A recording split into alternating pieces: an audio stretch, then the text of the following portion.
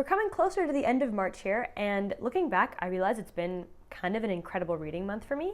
And so I decided to post this reading wrap up just to talk about what I read in March and what I've liked.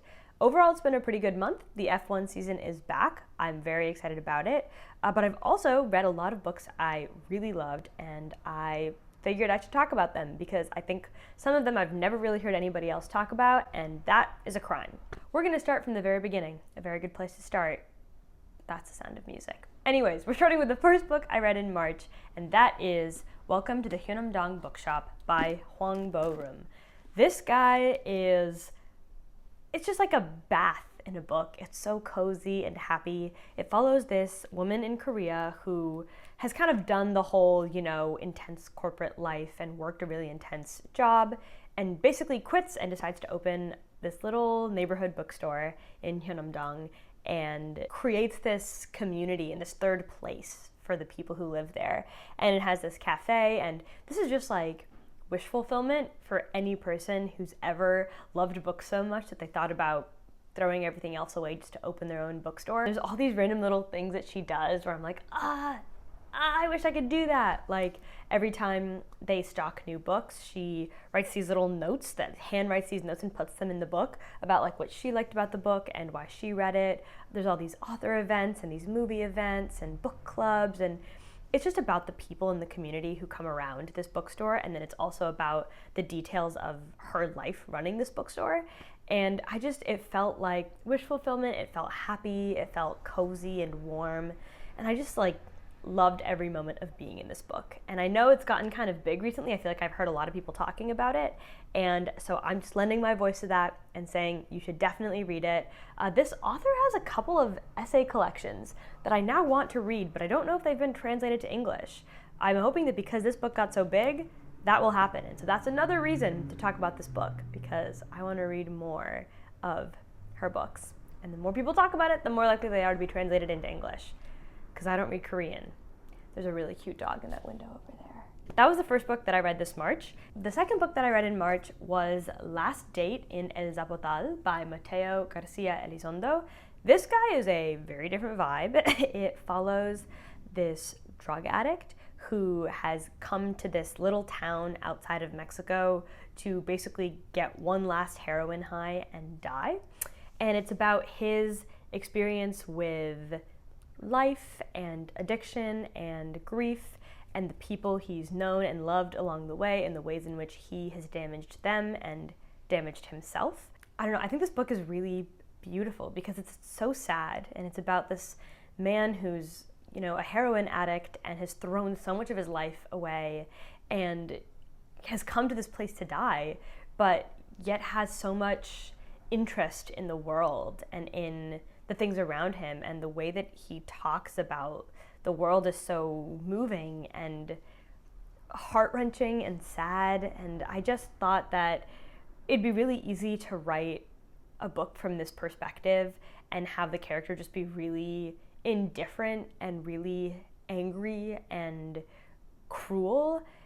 And it's just very bizarre to read this character who feels like just a hurt person, just a person who's trying their best but making all these mistakes and knows that they're making mistakes, but also needs to find a way to justify and validate the choices they've made and the parts of their life that they can't go back and change. And it was just so sad and beautiful and pensive and painful, and I've just not really heard anybody else talking about it.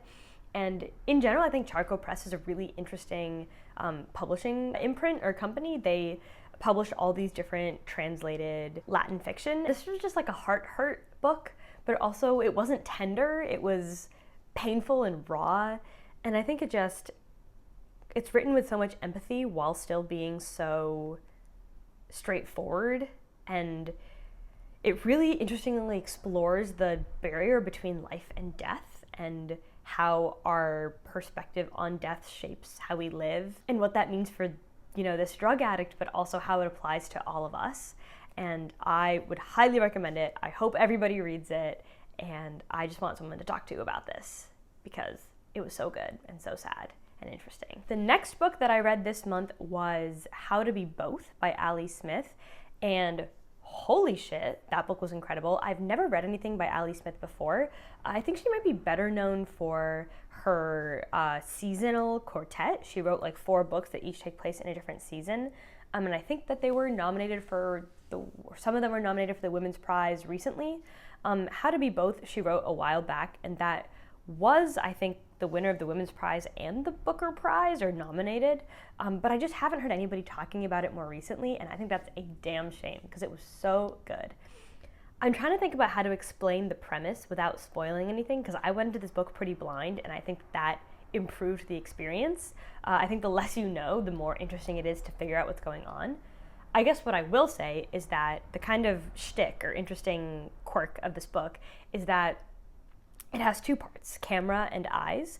And when they published the book, they published half of them in one order, so camera, then eyes, and then the other half in the opposite order, eyes, then camera.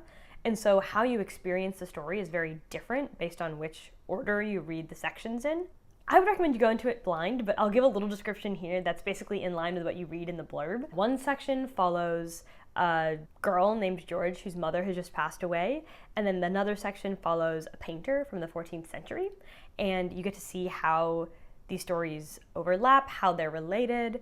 It's about gender, it's about grief, it's about childhood, it's about art and creation and understanding art and what it means to see through time and see through like how we perceive people, different ways of perception.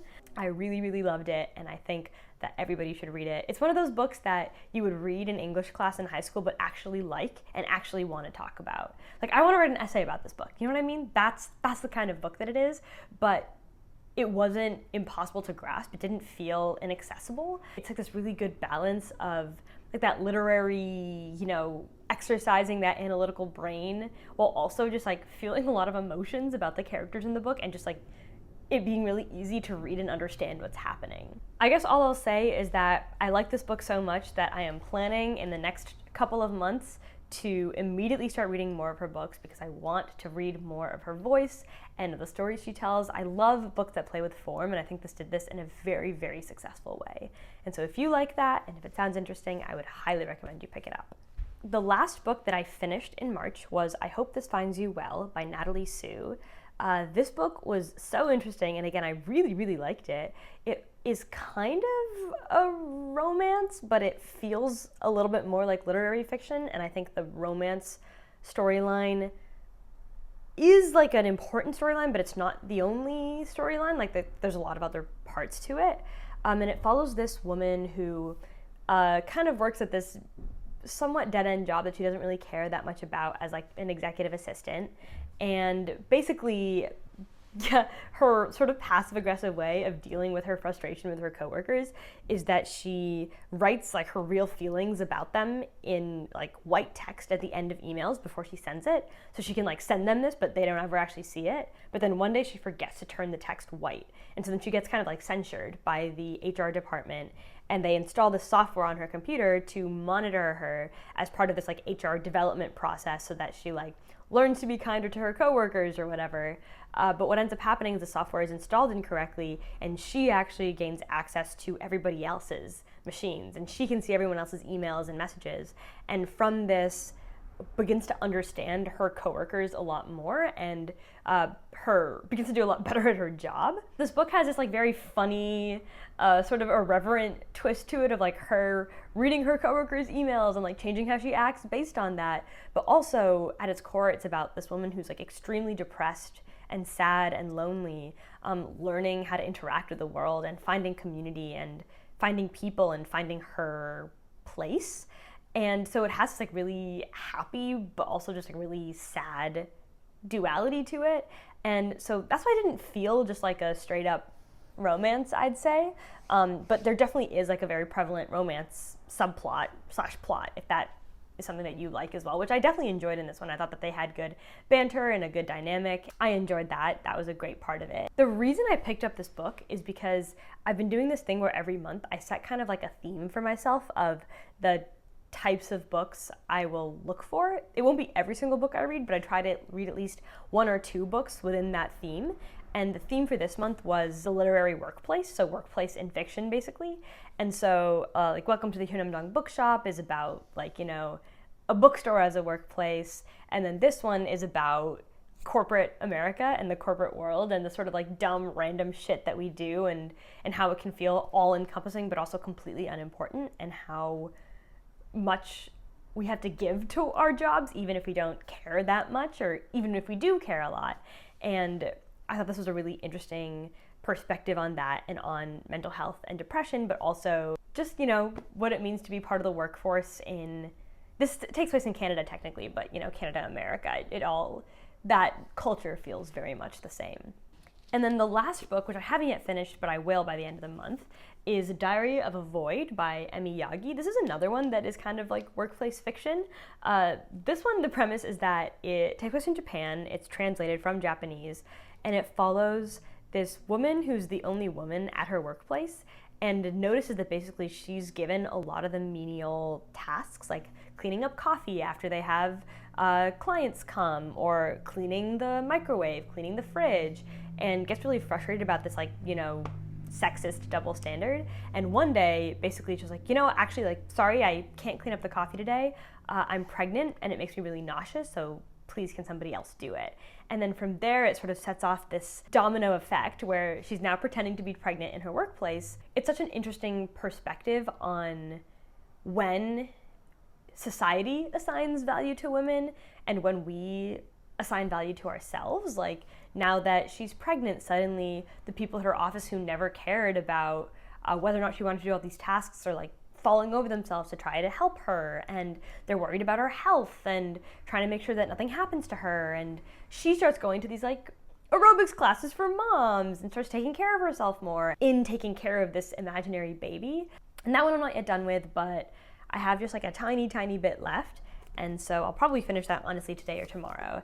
And I'm very curious to see where it goes. I don't know how crazy or weird it's gonna get. That's pretty much a summary of what I have read in March, and I have really loved all the books that I've read, and so I wanted to talk about them. This month, my theme, like I said, was workplace in fiction. Next month, I'm pretty sure my theme is gonna be motherhood/otherhood, and so, like, honestly, Diary of a Void would sort of fall into that category as well, but I wanna read books that are about being a parent and being a caretaker.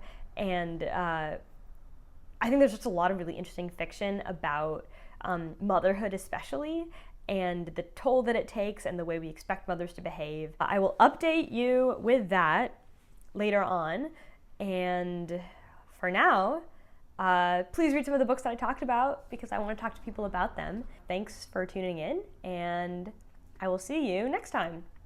Bye.